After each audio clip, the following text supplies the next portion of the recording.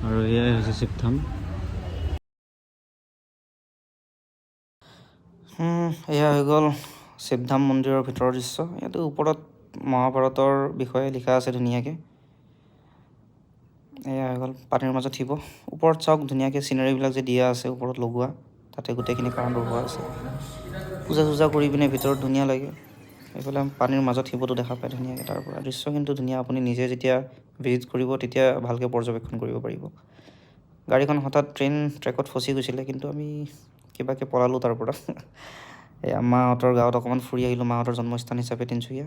অকণমান গৈ মেলি ফুৰি আহি পিনে ভাবিলোঁ অকণমান যাওঁ ডেইলি বজাৰৰ পিনে, মেইন এৰিয়া তিনিচুকীয়াৰ বজাৰৰ।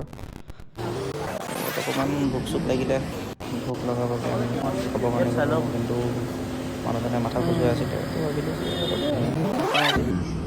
সেইকাৰণে ডাইৰেক্ট ঘৰতে গুচি আহিলোঁ ট্ৰেইনত বহি পিনে গুৱাহাটী অভিমুখে। সেয়াই আৰু, বাই বাই।